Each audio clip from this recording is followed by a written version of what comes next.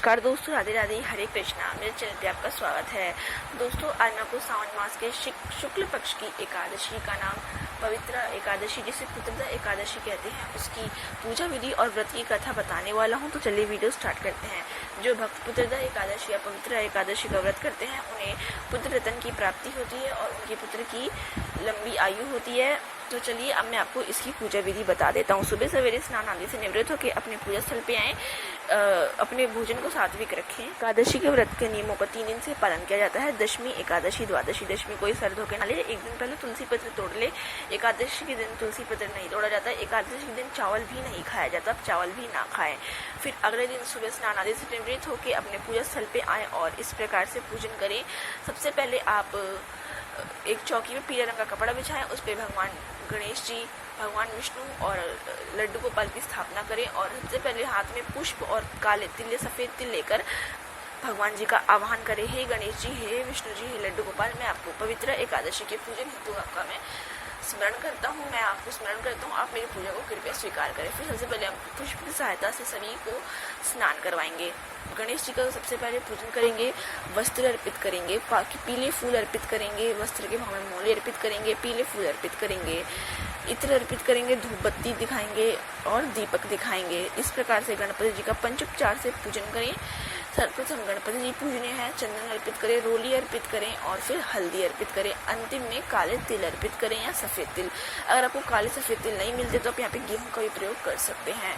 फिर अब हम भगवान विष्णु को चंदन अर्पित करेंगे, रोली अर्पित करेंगे, हल्दी अर्पित करेंगे, काले तिल अर्पित करेंगे, सफ़ेद तिल अर्पित करेंगे। आपको अगर तिल नहीं उपलब्ध हो तो आप गेहूं का प्रयोग कर सकते हैं, लेकिन आप चावल का प्रयोग ना करें, क्योंकि एकादशी के किसी भी पूजन में या एकादशी के दिन तिलों का प्रयोग करा जाता है, चावल का प्रयोग नहीं किया जाता। फिर आपके पास जितने भी फूल हैं, पीले फूल, लाल फूल, वो भगवान विष्णु को अर्पित करें। हम भगवान जी को फूल अर्पित करेंगे।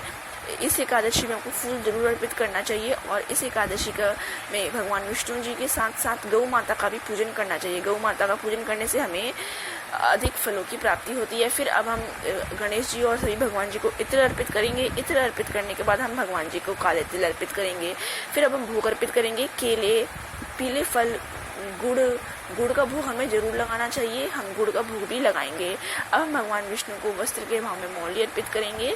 भगवान विष्णु को वस्त्र के भाव में मोली अर्पित करने के बाद हम सभी को धूप दिखाएंगे, दीपक दिखाएंगे और सभी भगवान जी का अच्छे प्रकार से पूजन करेंगे। तो दोस्तों, अब मैं आपको ये देखिए, अब हम तुलसी दल अर्पित करेंगे, तुलसी की मंजरी अर्पित करेंगे। भगवान श्री हरि विष्णु जी को तुलसी दल, तुलसी की मंजरी अत्यधिक प्रिय है, तो तुलसी दल और तुलसी की मंजरी जरूर अर्पित करें। फिर अब हम भोग में तुलसी पत्र डाल देंगे और गणेश जी के लिए अलग से भोग रखेंगे मिश्री का और लड्डू गोपाल जी और भगवान विष्णु के तुलसी दल वाला भोग लगाएंगे और पूजन करेंगे। इस प्रकार से इस भोग को आप अगले दिन द्वादशी के दिन ग्रहण करें और एकादशी व्रत का पालन करें। जल का लोटा रखेंगे, उसमें भी तुलसी दल जरूर डालें।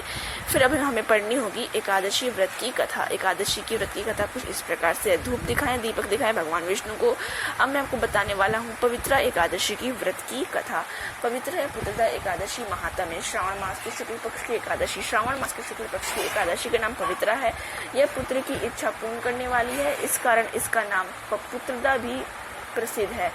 इसमें गौ माता का पूजन करना चाहिए। इसके महात्म्य की कथा ऐसे है। एक महिष्मती नाम नगरी थी, उसमें महिमत नाम का राजा राज्य करता था। वह बड़ा धर्मात्मा था, परंतु पुत्रहीन था।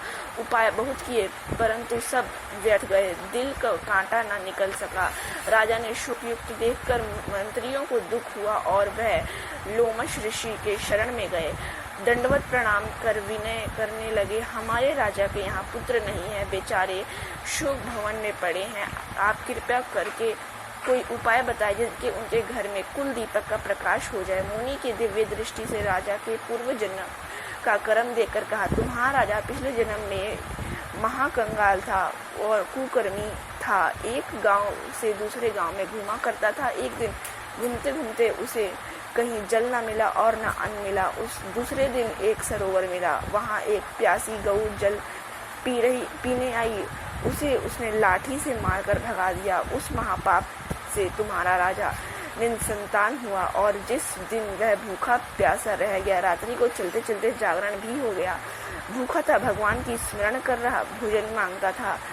उस दिन श्रवण शुक्ल एकादशी व्रत उसने भूल से कर लिया, परंतु वह दूर पुत्र और धन वाली पुत्रदा एकादशी थी। उसके प्रभाव से राजा को राज्य मिला और गौ के श्राप ने उसे निसंतान कर दिया।